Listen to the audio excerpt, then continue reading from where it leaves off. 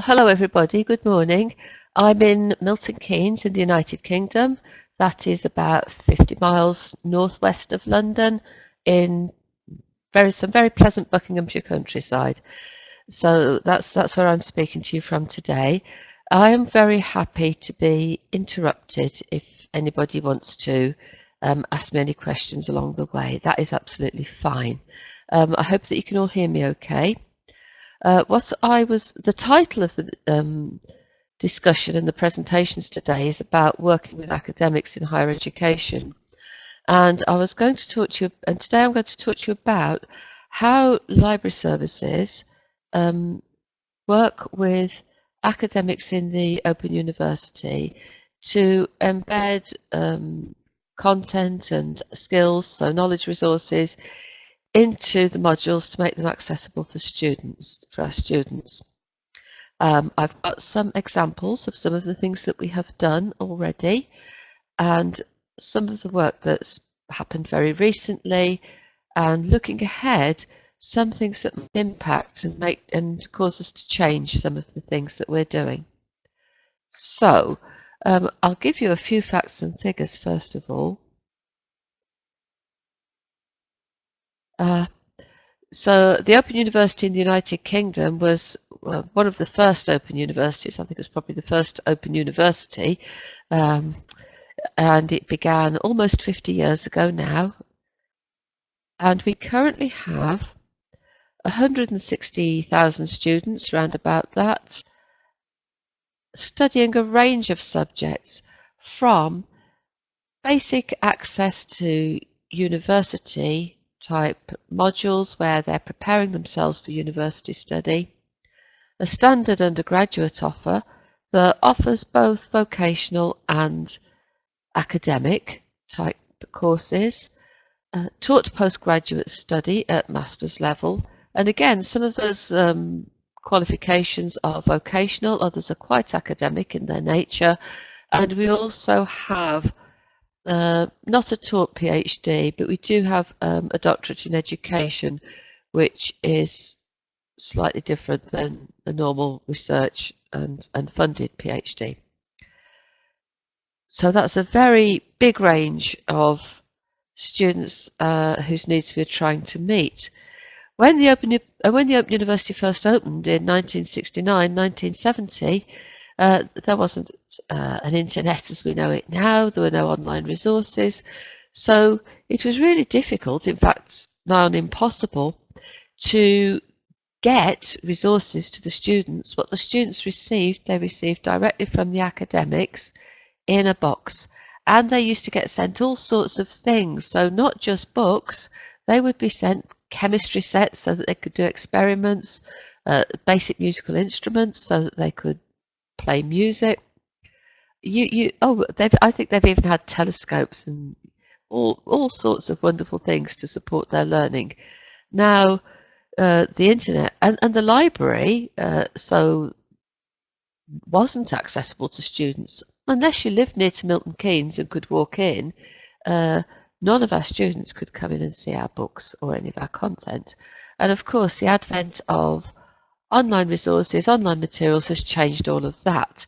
So what we've been doing over the past 12 years or so is working with academics to bring the library to the students, to get closer to the students, so that when they are studying, they can have direct access to our content and also have some skills embedded into their qualification, into their online study, so that they are learning all those digital and information literacy skills that students would be learning in a built university, in the built environment.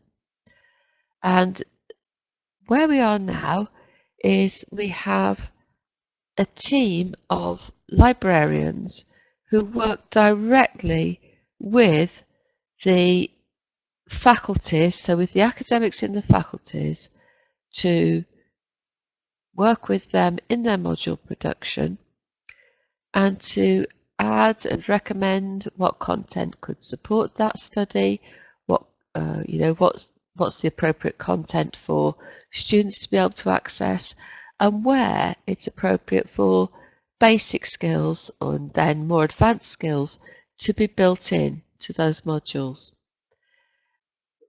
I've mentioned the range of levels of study that we offer. We offer a large range of subjects too. So we have all of the natural sciences, we have computing, communications, mathematics, statistics, engineering, including a new electronic engineering qualification that's just starting.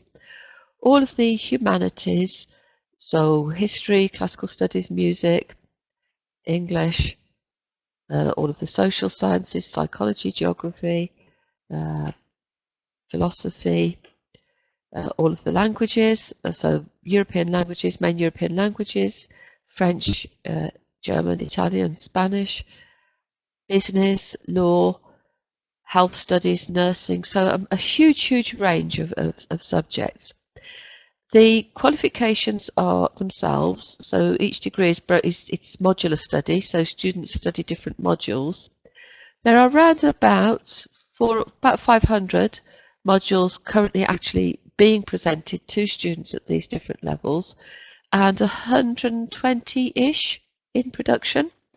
And these are the ones that the academic liaison librarians and their colleagues are working on with the academics. So they work with the academics, and it's usual that 1 or 2 librarians will work with an individual module team so that there's some continuity. The librarians get a chance to develop and understand the subject and what's required, get to know the people they're working with, and obviously, most importantly, what the students need. So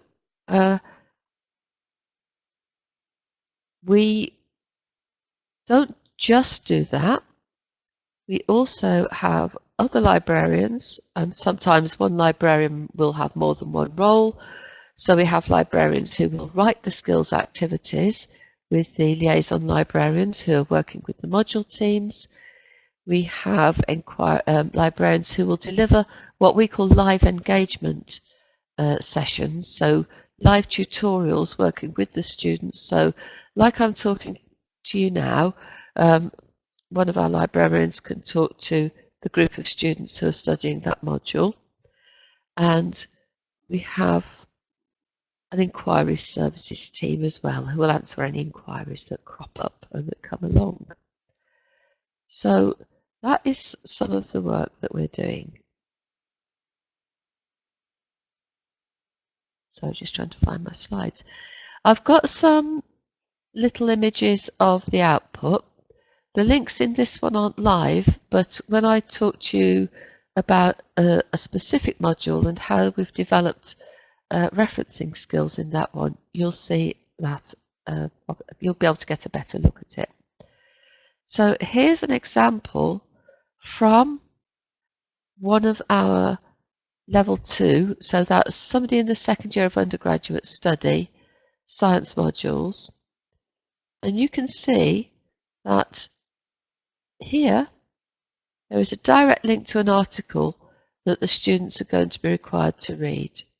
And when the students are reading through and working with that module, studying along, they need to read that article.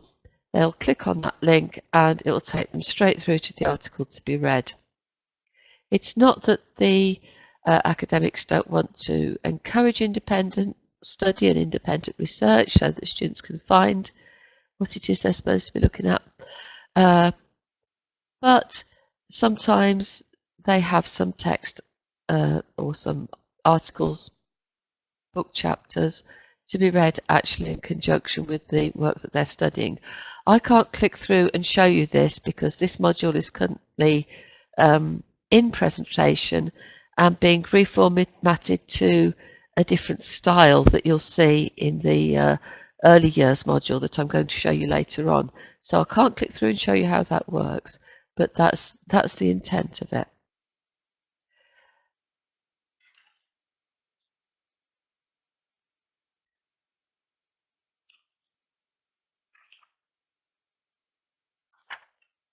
So if we move on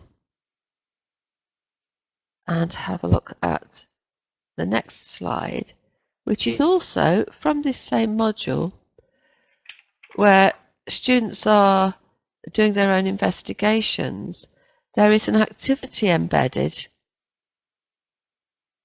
here that, and again, I'm sorry I can't show it to you, but you will be able to see some other ones later on, which shows students how to search library databases.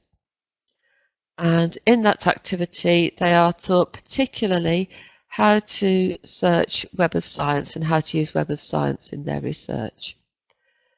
So that's an example of what some of the outcomes are of our librarians working with the academics on here. And this is, I would say, our standard and traditional model of working at the moment. There are, of course, other parts of the university involved in this, because all of the work that the academics do and library services do to bring it into the format and the interface, which is Moodle that you see in front of you. There are other teams of people who manage each of these modules as a project, and who will edit the work and make sure that it's in a format and presented in a way that students can understand it and students can see it.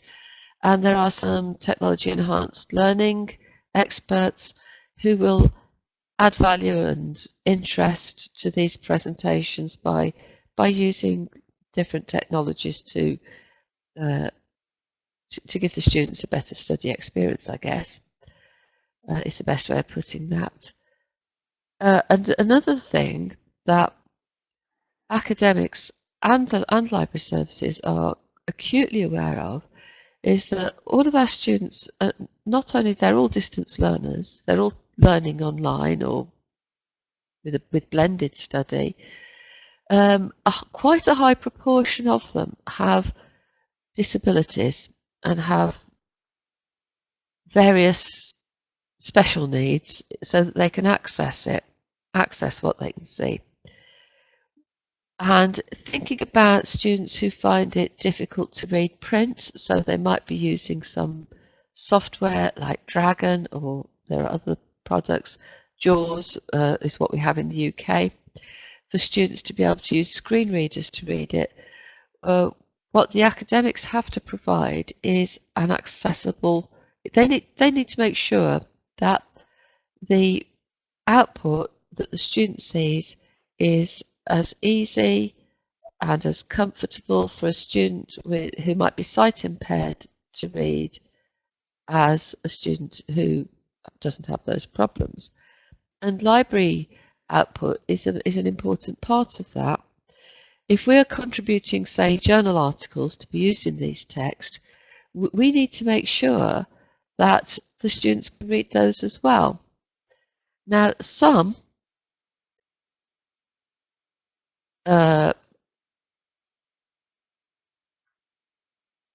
publishers make their work accessible, and depending on the format it's output in, it's as accessible as anything. Others, especially older materials, are not. And what library services do is talk to the academics and make sure what is essential reading for students, and ensure that those journal articles are converted into an accessible format that can be read. So we'll ask for academic input on that as well.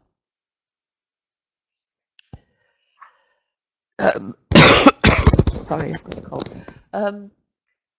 So, as well as adding digital and information literacy, we add, as I've shown you, we add content, and some of the and the content will be direct from our licensed content. We currently have available to students and staff at the university over 600 databases, about 135,000 individual journal titles, and over around 200,000 ebooks. So that's a huge collection. I can see we've got some questions here in terms of how many subject librarians do we have at the Open University. That's an interesting question because they work across a range of subjects. They are not particularly subject based.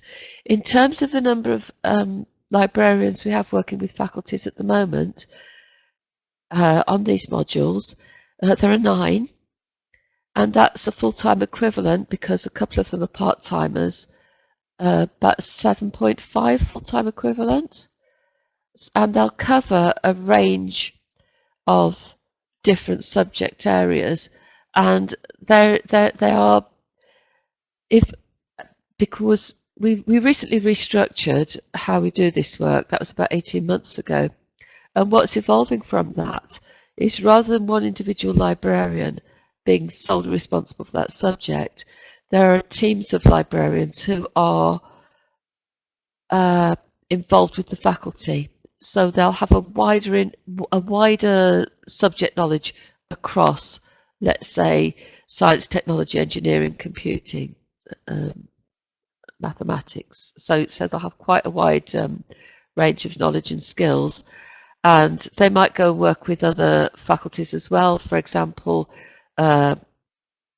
nursing fits in nicely with some of the biology and human biology output in science. So those librarians might work with those faculties as well. Hope that answers that question. Hope that's okay, Gitties. And in terms of other library staff, I'm not quite sure what our current numbers are because of restructuring and different staff changes we've had. I would say that the whole team, so not just the liaison librarians, but the librarians who work on authoring the different items, so authoring the skills activities, doing the digital and information literacy research and bringing in new products, the staff who work on inquiry services, and the staff who do the live engagement. Bear in mind that one librarian might take on 2 or 3 of those roles as a percentage of all staff. That would be about 12 librarians altogether, a percentage about 22% of the entire staff. And that excludes managers. If you add in the managers of those teams, brings it a bit nearer to 24%, I would say. I hope that answers your question. So that is who we are and what we do. I'm going to look at how I'm going to concentrate on 2 of the strands of work that we employ when we're working with the academics. I'm going to first of all look at digital and information literacy, and then we're going to have a look at how that has been embedded into one of the modules. So this is a presentation that one of my colleagues has prepared to deliver to conferences, also people outside the Open University. And it shows how we work in partnership with academics in different areas and some of the resources that we've got.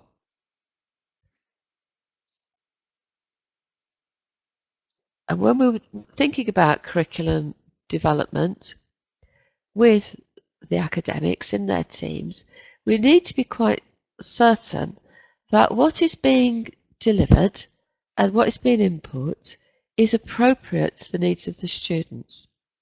So let's say somebody studying early years and childhood studies who might be employed in a nursery or some sort of a kindergarten,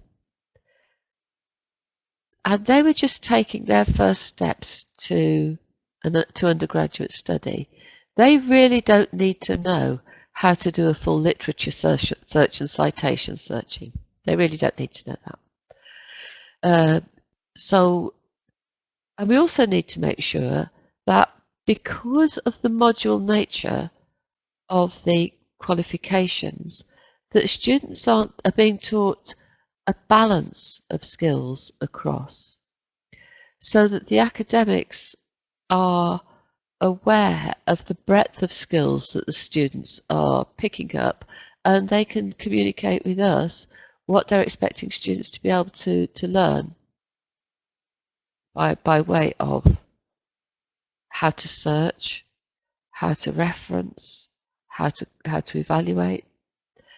And I think it's about, gosh, 5 or 6 years ago now, my colleagues in the digital and information literacy team produced an information literacy framework, which looked at the four basic, and they defined 4 basic skills: knowing what information is out there, being able to search it, being able to evaluate it, and being able to reference it, so manage the information.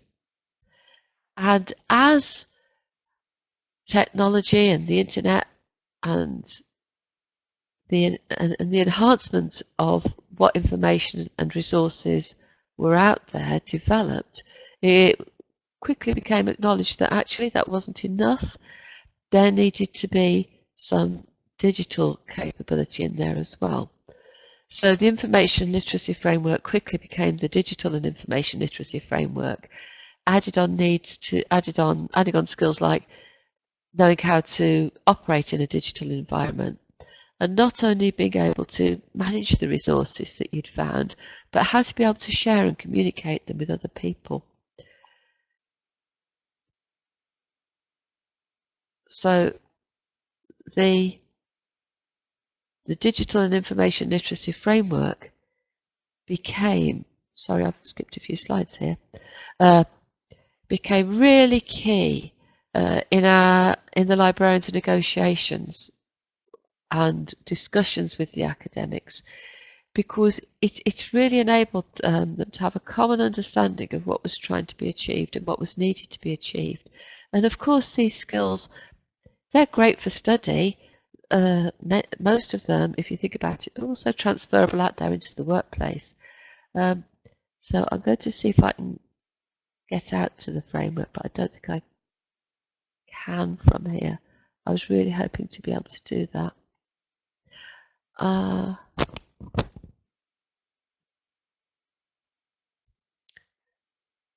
don't know if anybody can help with that. How can I get out to the internet from links in the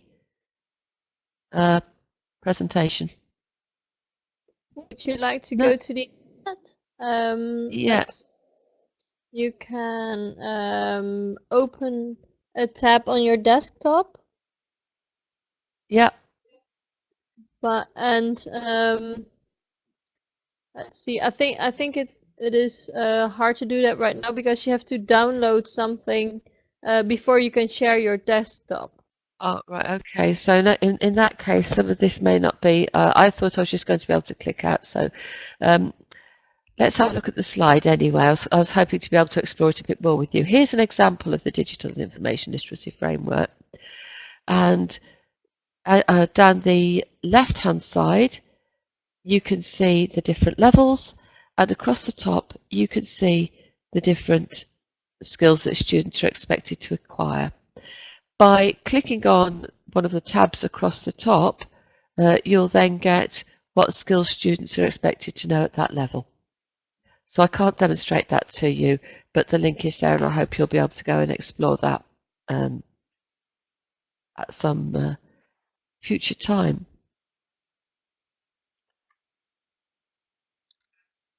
And we've got another page here.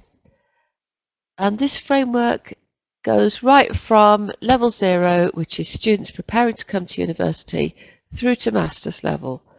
So at level 1, students might be expected to describe their own digital footprint. When they get to the more advanced levels at master's level, that you're really talking about digital scholarship. So it's really quite well staged, and when and it's really proven to be a very useful tool in our discussions with academics. And it is a tool. We have to remember that it's a tool. some academics see there was some. It's easy for misunderstandings to arise because some academics felt that this is something they had got to do, and that the library services would chase them if they didn't do it. And that's not what it was about. It's about a tool. It's guidance. This is the sort of level that you're trying to achieve with your students in terms of digital and information literacy, and how are you going to embed it into the different qualifications. And it does require some sustained learning to pick it up.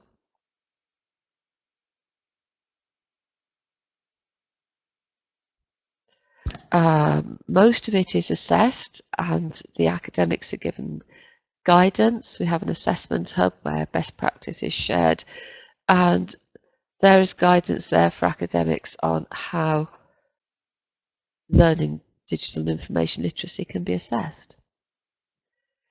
We've developed different resources to help the academics and to help the librarians as well, because we didn't want to be writing a whole new learning activity every time the academics wanted to put something into one of their modules.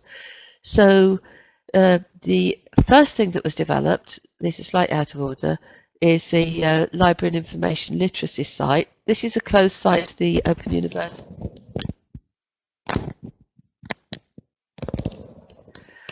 This is where we store and curate the activities that have been developed, and that can be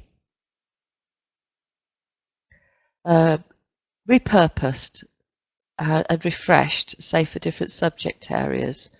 So writing a reference or finding an article from a reference, there might be one core activity that we can just put in different journals and different examples for different subjects.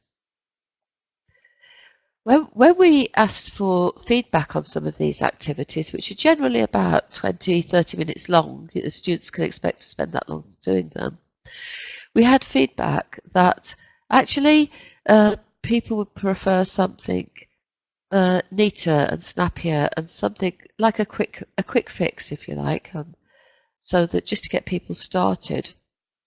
And so the Being Digital site was developed. Now that is open to everybody. That's open out there on the internet. Some of you might have seen it already. And that covers all sorts of I think it's 10 minutes, 12 minutes are the longest ones, activities in different formats, podcasts, discussions, videos on getting started on Twitter, getting started in referencing, how to write a reference, how to search, how to plan a search, how to evaluate, really short activities. And there is a diagnostic tool in there as well.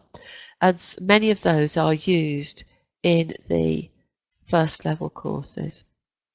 And we also provide some skills for associate lecturers. They're the tutors who work directly with our students. The next slide shows you Being Digital, and you'll be able to go out there and have a look at it if you haven't seen it already. I'm really sorry, I was kind of hoping I'd be able to get out and show you these things, so we'll just move on. And we've got some examples of the different activities that you can find in there.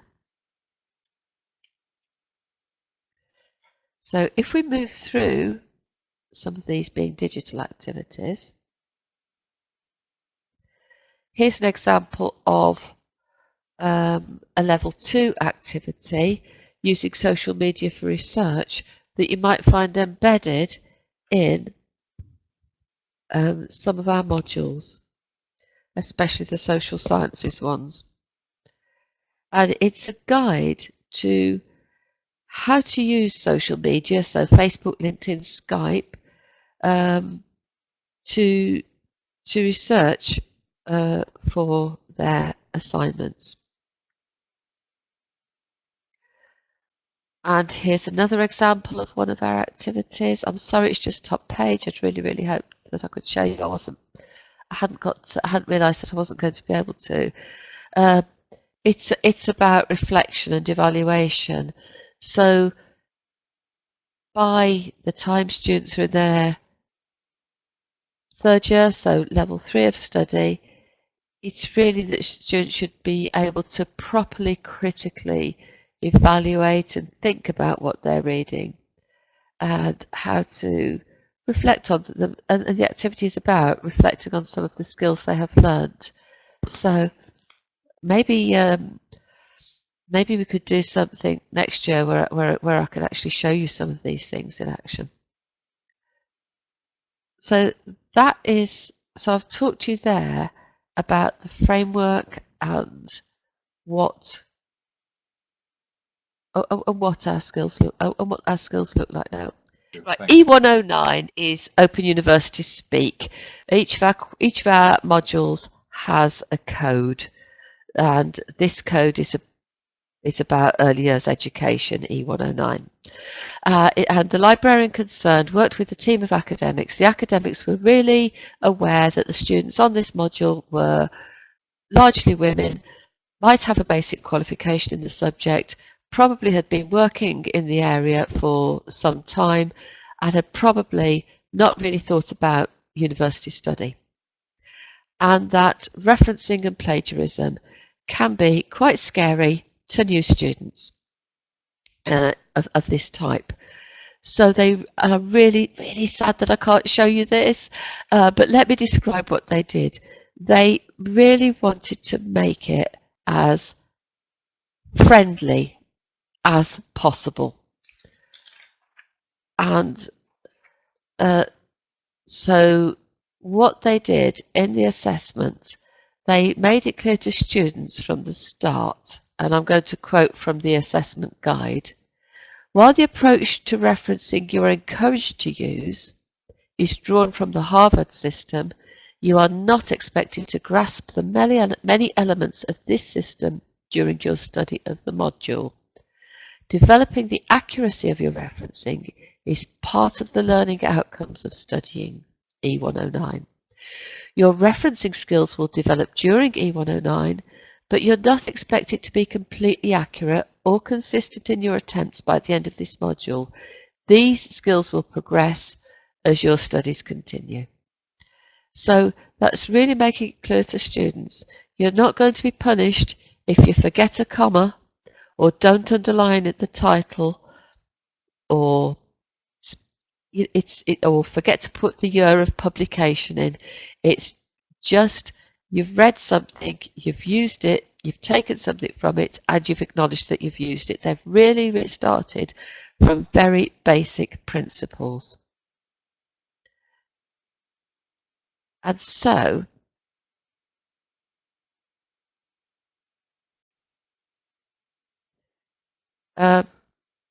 they use the referencing principles that have been created by library services to work with academics. And that is, for students at level 1, very new students or students that are studying some of the preparatory courses, they're not expected to turn out beautiful, correct, shiny, consistent references right at the start. There is a learning process. There needs to be a scaffolded approach. So develop the skills, develop the confidence and skills that students are going to need to be able to do this. Understand what they're doing and why they're doing it.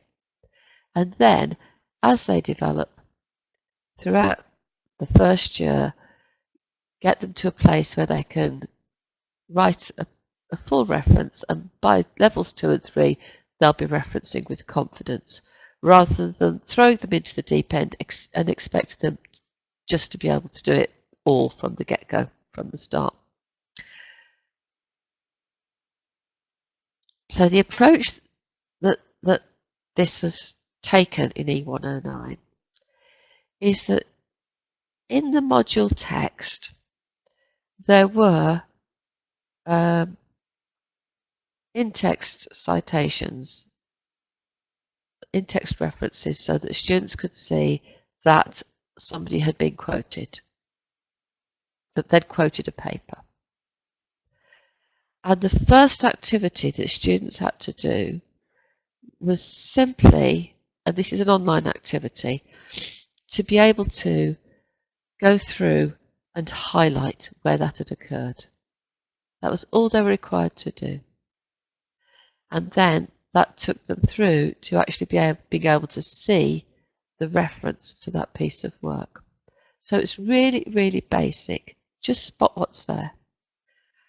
And then going on from that, there's an activity a little further into the module where the students had to build a reference from the different parts.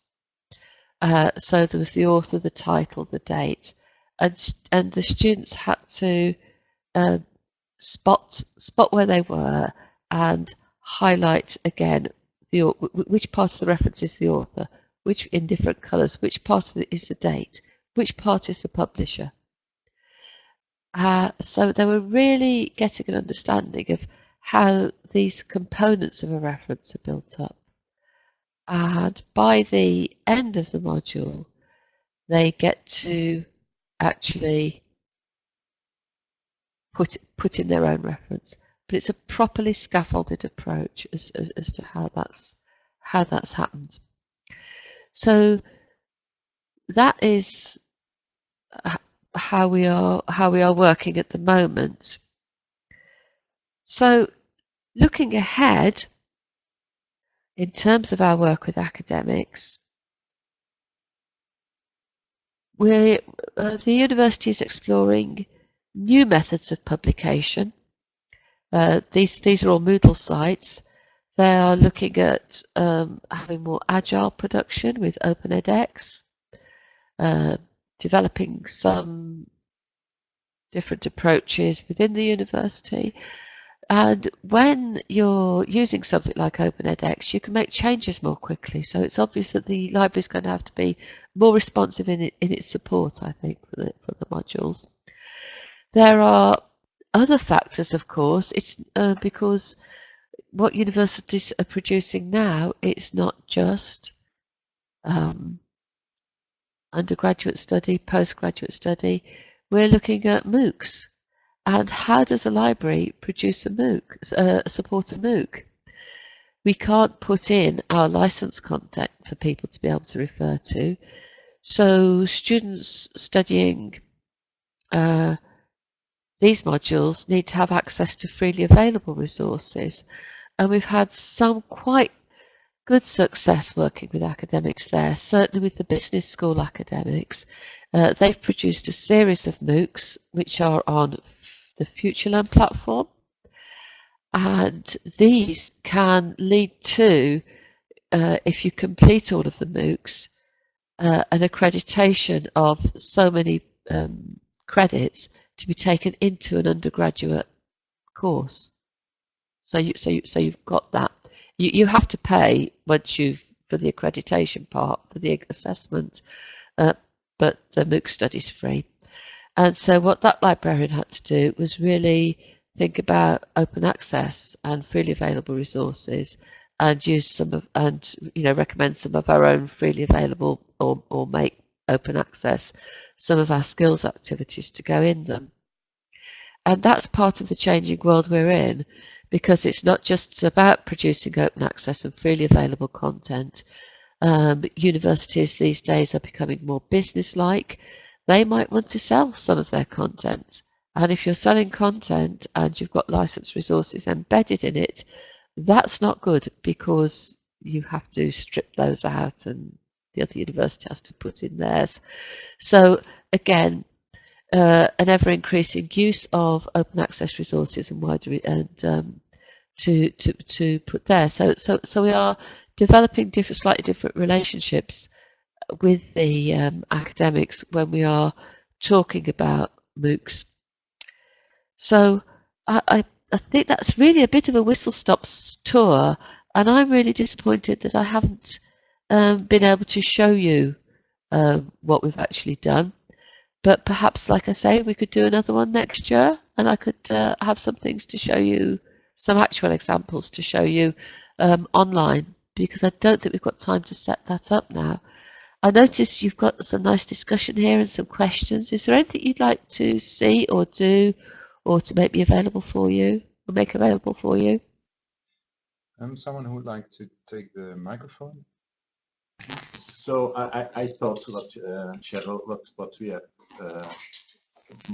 you have told us in your presentation was so innovative and so important as well, because you call it digital literacy. I have always in trouble with the word literacy, because that sounds so basic, but it's about how you deal with content and with resources on the internet, and how a student will select and evaluate and select information, how he will map information in his mind, how he will reproduce information and essays, how he's discussing with peers in a discussion group, how he will publish information.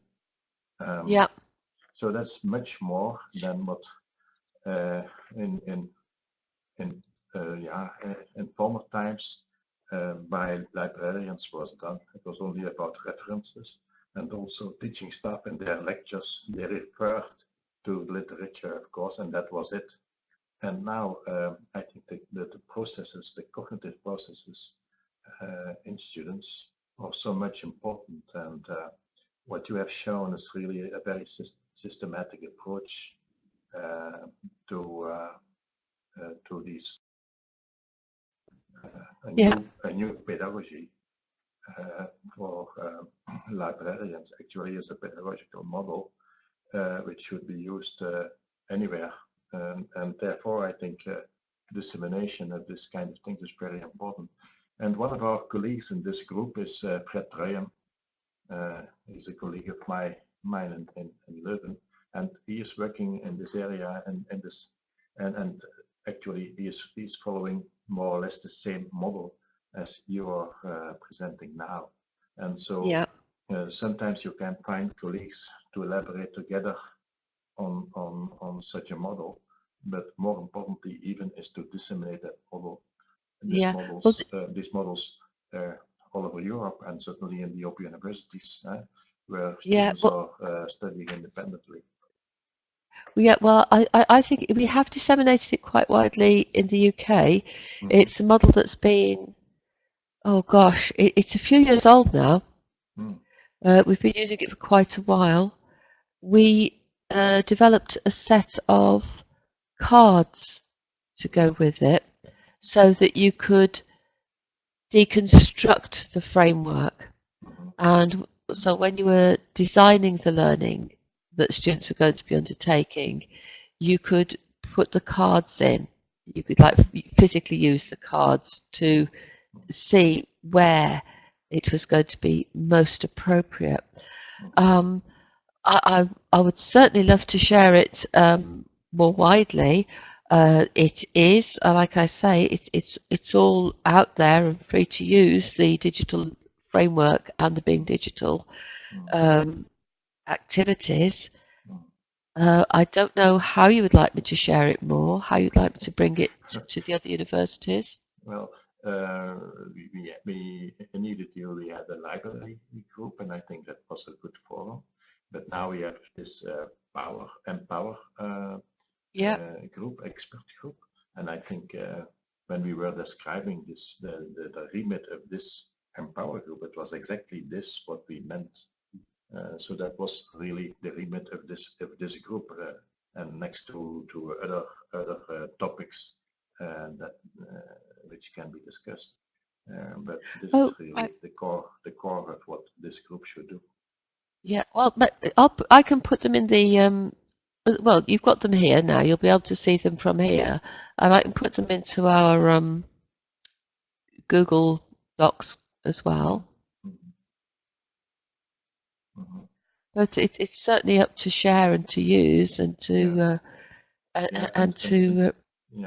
and you know, perhaps you are not fully aware, but at the end of the year, let's say, after 1 year of work in this Empower group and all Empower groups, we report about these groups in a kind of annual report.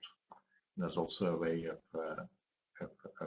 sharing information and going deeper into some information and also stimulating collaboration. So I would also suggest that some of the members of this group who are very much interested in this theme or topic would collaborate more and even publish more.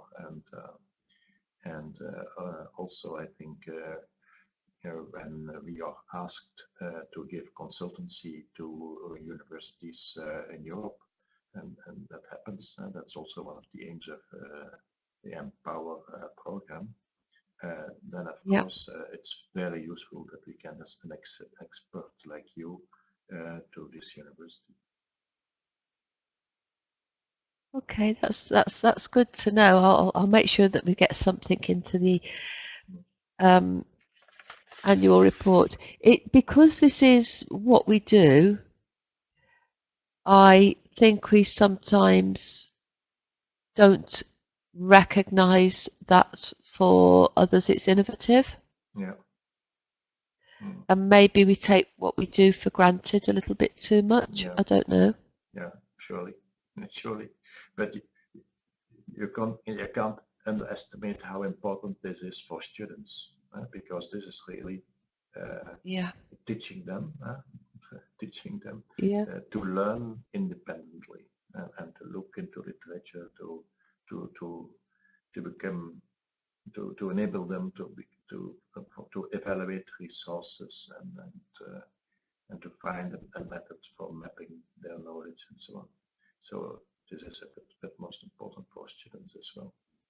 And you in the Open University, you're collaborating, of course, in course teams, and this is facilitating, of course, a lot because you are involved in the development and the design of the courses, and that's really a very strategic position for librarians.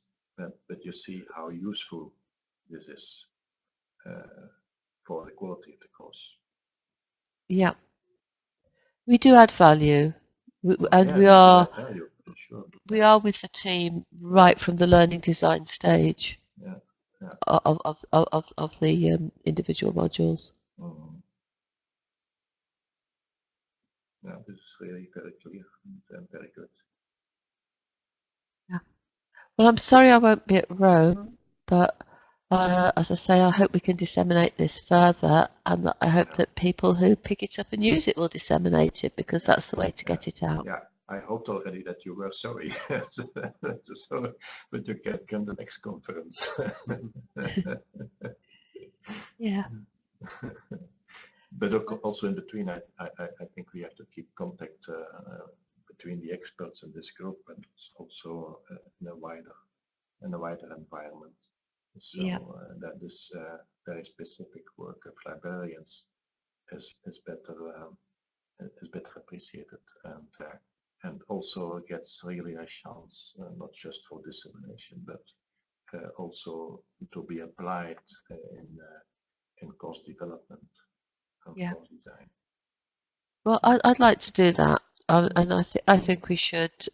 We could certainly make more of what we do. We could, we could have individual one-to-ones.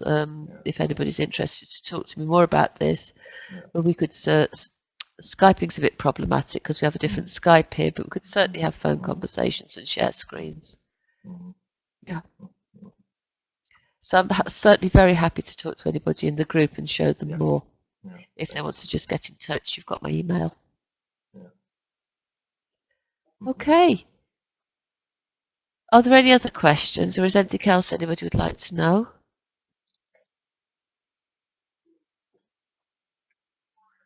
Okay. Sorry, I just needed to share the headset so I can follow all of this discussion. But bring us back now to the group. Anyone who has a question for Cheryl at this point and finalizing the session?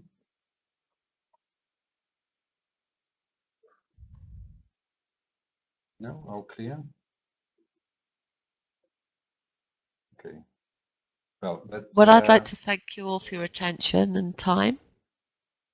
Thanks, Cheryl. Thank you for your contribution. It was really interesting and seen also by the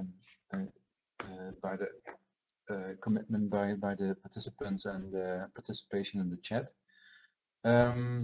So thanks, Cheryl, for your presentation. And so this brings us to this was the last session for this year on knowledge resources. But please take a look at our other sessions from the other expert pools.